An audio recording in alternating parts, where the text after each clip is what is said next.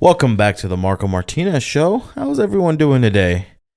Good? Well, that's good. If it's bad, sorry to hear that. Here's a virtual hug. And if it's going okay, mid, here's a virtual hug. Hell, even if you're doing good, here's a virtual hug. Go ahead, sip your water, coffee. I'm drinking a bubbler, Triple Berry Breeze. Shit's amazing. We are currently having, I believe, another storm. Here in Lincoln, we've been having so much storms. Oh my god, it's been getting annoying. Like, why the hell have we been having so much damn storms? And it always shocks me on how much we have. Because I swear, out of the almost 3 years that I've lived here, I don't remember it being like having so much storms. Maybe I just have not paid too much attention. But even then, like, god damn, there's just a lot of storms. I swear it's been raining every. Oh, excuse me. I swear it's been raining every day. Shit's crazy. Shit's tragic, pneumatic. Just transitioning. I guess new things right now. Transitioning brokerages again. I mean, I like the promises this one made. Keller Williams. What I have been seeing, I could honestly care less on the big name branded brokerages. Just more so, am I gonna get educated and trained correctly? That I need to be trained correctly, especially for an industry where there is a lot of, fakes, as you must say. And especially with this whole new NAR settlement, where here, I think it's like mid-June or mid-July, they're going to change. Really, I mean, nothing much is really going to change. But it is going to make a lot of realtors leave. A lot of them leave. Which I am honestly happy for, because that means more business for me. I get to make more money. I get to have more clients. But that also means that it's going to push away the bad agents and keep the good agents. Keep the ones who are there to help you. The ones who are acknowledged. So I see this as a plus. I see this as a positive. But, I mean, right now, I was with the Nebraska Realty. And I was on a team. I don't remember if I really said this in an episode. Probably already did. I was on a team and everything. Not even 2 weeks in. They let me go. All because I have a part-time job. And I told them, like, hey, like I could still be doing this. I mean, I'll just have to kind of work around it, but I could still be doing this. And they were not really liking that, and some other financial reasons as well. And so they blatantly told me, hey, I think right now it's better to get a full-time job. I think it's better to get a full-time job, and here in the next 2 to 3 months, maybe even 4 months, you can come back. We'll be happy to accept you back. For right now, I don't think it's gonna go. I don't think you're a good fit right here for right now. Which, I mean, it hurt. So I was like, what the hell? I had a 6-month hiatus. I was doing everything that I could to saved every penny that I could, every money that I could, so I could, pay my dues to get everything back on track. Just for this to happen, I was like, what the hell? Like, you guys didn't even give me a chance. Like, yes, I understand the reasonings. So that's why I wasn't all the way upset. Because I'm like, I mean, I understand the reasons and whatnot. And I really respect them too. But you guys didn't even give me a chance. Which made me a little more upset. You guys aren't even letting me prove to you guys and prove to myself. So yeah, that's how that went. And so now, with the Keller Williams, it was weird because I won't say weird, just interesting, because when I talked with the managing broker, we chatted, whatnot, cool. And then when he made me do some sort of assessment, like a test, and it wasn't like, oh, do you like dogs or cats, or tell us a little bit about yourself or something. Like, it wasn't really that.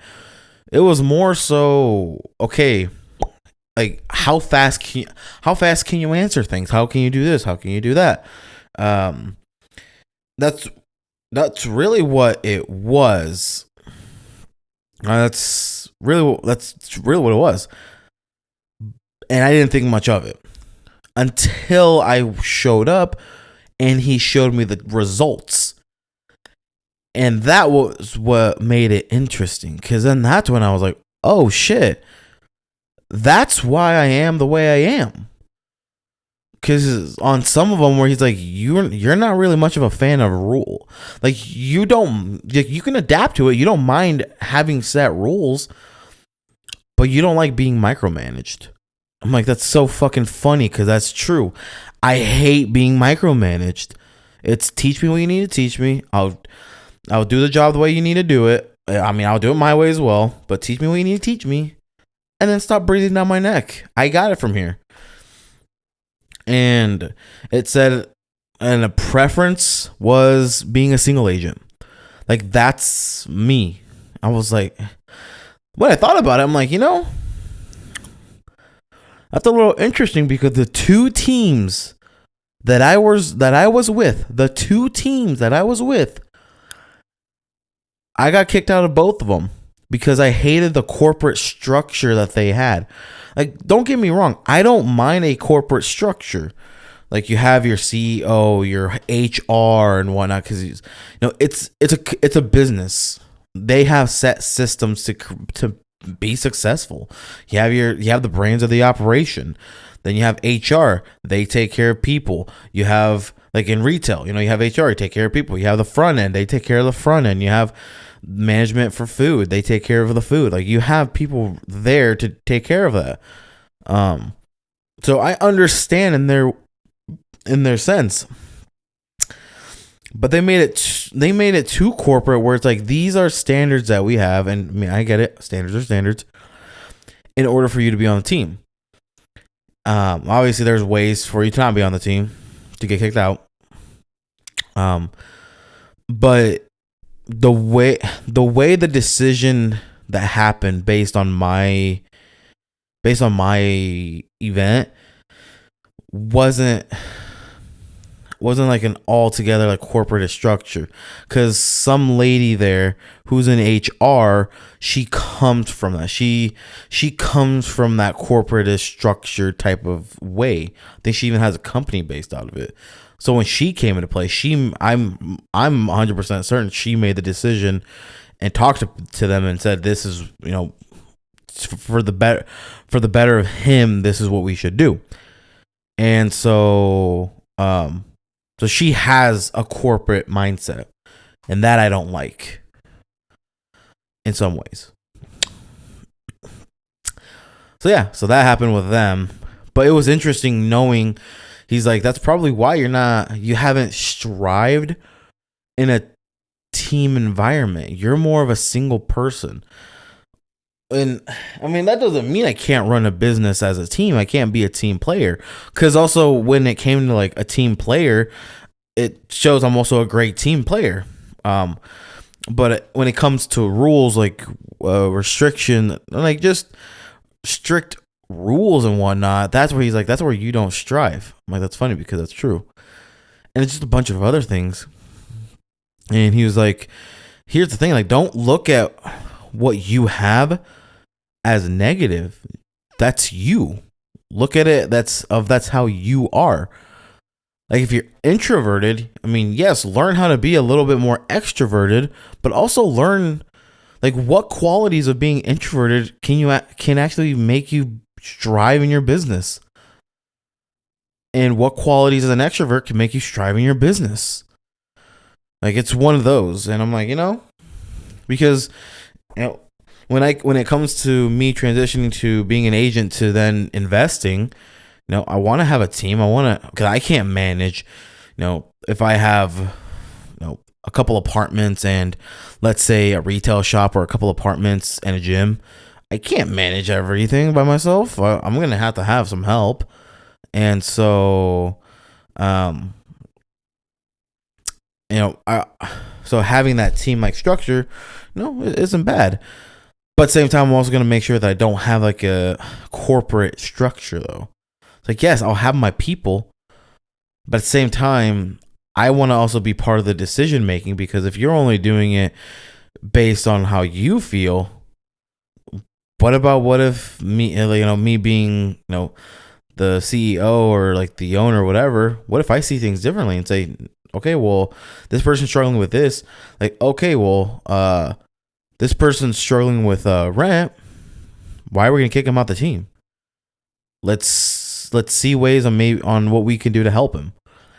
Like, yes, these are some resources, but if he has been showing up and he has been showing me, proving to me he is willing to get his life changed, I'm willing to help him. I'm willing to help pay for his rent. I'm willing to help pay for his rent in exchange of he stays with the team for 3 months or 6 months. And that's literally it. Say, okay, or even then, if I see a me in them, it's okay. I'll help pay your rent for 3 to 6 months, and then after that, you're on your own.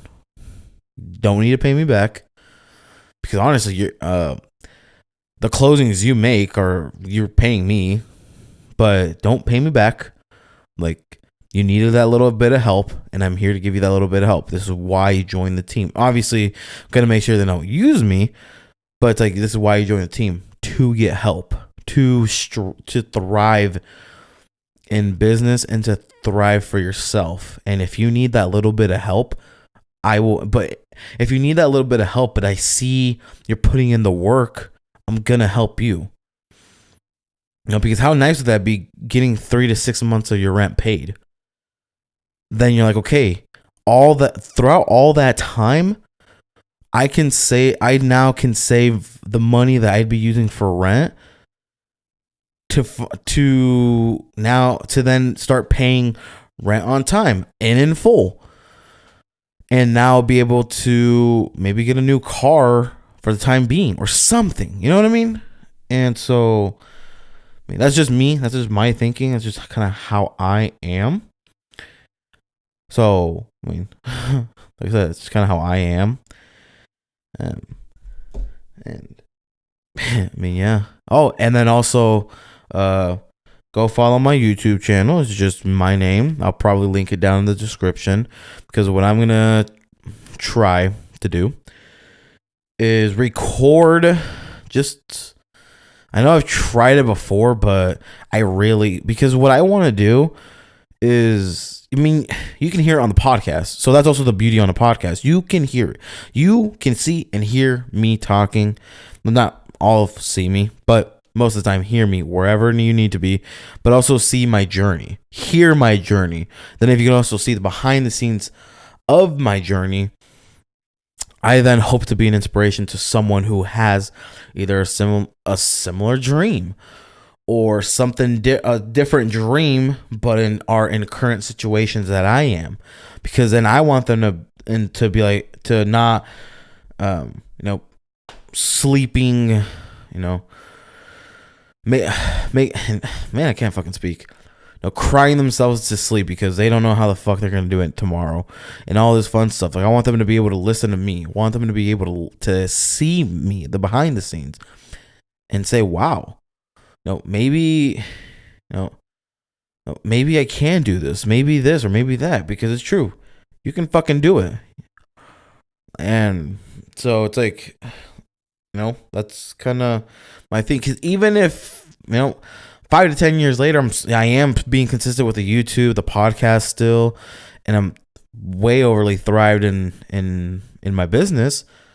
What if someone who is 9 now, 10 years later is 19, sees it and says, "Wow, I want to be like that guy." And there we go. I inspired someone to do better. Depending wherever they are in their life. Um, excuse me. And so yeah, I mean, oh again, excuse me. Excuse me again, man.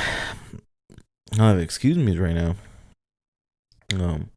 But just right now, I've been listening to a book called "The Mountain Is You," I believe. Yeah, "The Mountain Is You." Because I mean, I had 3 credits with Audible, so I just said I guess I'll get myself a new book. But yeah, book called is "The Mountain Is You," and it's honestly an interesting book, and it's not trying to be like a self-help book. Like, oh, this is like, like this is what you should do to be a better guy, to whatever. No, it's really just okay. You know, when you hit rock bottom in life, it's because you were too comfortable.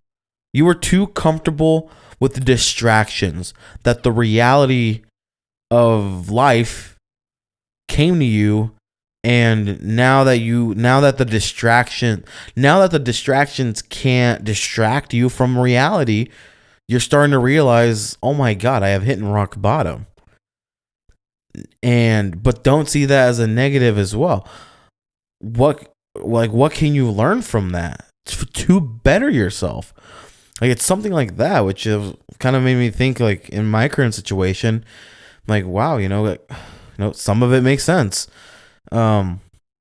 Especially when she said, no, forest fires have to happen in the world, like in forests, for the ecosystem to thrive again. Yes, it sucks that trees, a forest can burn, but from that, something new will start populating. Like, it's just a circle of life type of thing. Like, you're gonna have your days, you're gonna have your bad days, just like anyone. You're gonna have your bad days. You could have had a great, amazing day yesterday. It went well. The weather was beautiful. Everything went as planned. Everything was perfect, basically. And then tomorrow, you got your tire popped. Now you're late to work, or late to go meet a client or whatever. And let's say if it's a client, they bail on you, or it's work and you get there late and you have a nice little love letter. Like, then you're like, well, shit. I mean, like, damn, like, it sucks what just happened. It really does. But it's life. Life is bound to happen like that. Let me just give you a summary of the book. Coexisting but conflicting needs create self-sabotaging behaviors. This is why we resist efforts to change, often until they feel completely futile. But by extracting crucial insight from our most damaging habits, building emotional intelligence by better understanding our brains and bodies, releasing past experiences at a cellular level, and learning to act as our highest potential future selves, we can step out of our own way and into our own potential. For centuries, the mountain has been used as a metaphor for the big challenges we face, especially ones that seem impossible to overcome. To scale our mountains, we actually have to do the deep internal work of excavating trauma, building resilience, and adjusting how we show up for the climb. In the end, it is not the mountain we master, but ourselves. And it's interesting because on one of them that they were talking about, on that, she was talking about, like, she was almost sounded like she was speaking to me. Or she's like, why do you want to be successful? Like, why do you want to have some sort of fame? Why? Is it because that's how you'd feel loved? Or is that just a way to kind of make you feel basically important? And I was like, wow, like, I mean, I don't know. I mean, that's well, putting it that way makes me kind of think a little more on that. Because then one thing I did actually like when with that, she was like, maybe right now you may not be liked, but that's why you'll be loved in the future.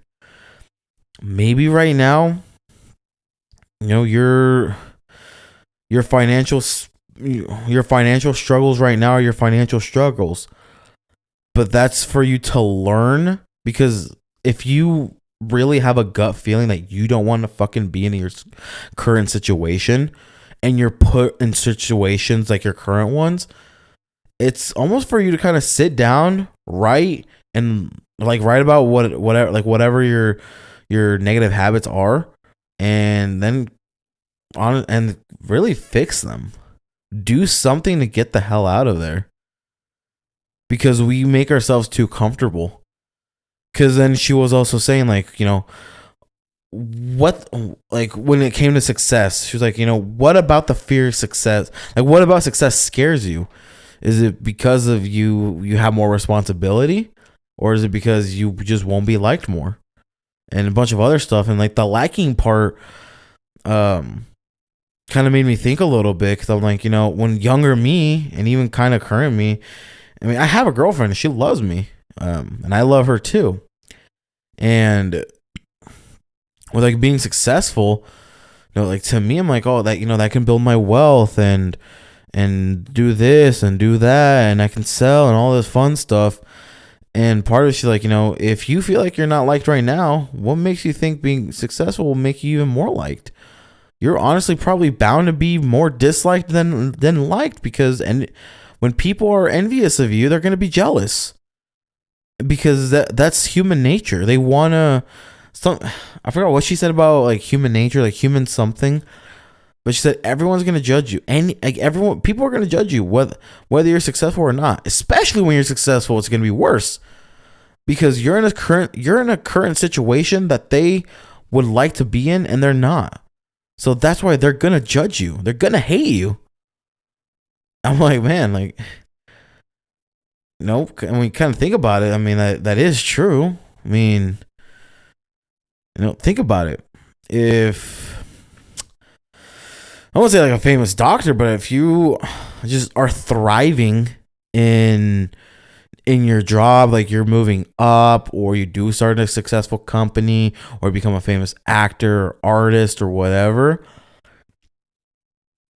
you're gonna have people patting your back as a congratulations, but a lot of them are gonna be mad at you, because like how she said, you're in a position of, could be wealth, could be power, could be fame, that someone is envious of, and they're jealous of you, and they're gonna hate you for it. That's just people. That's just the way we are. My name's Marco. Thank you for listening. I love you guys, and I'll see you guys on the next one. Bye for now.